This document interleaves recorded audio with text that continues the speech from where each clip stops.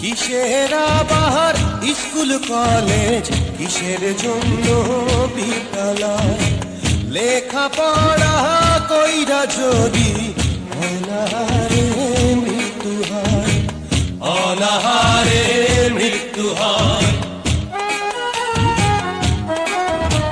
তো জীবন ধারা বড় কষ্টে আছি আমরা, বেকার যুবক যারা, বড় কষ্টে আছি আমরা, বেকার যুবক যারা।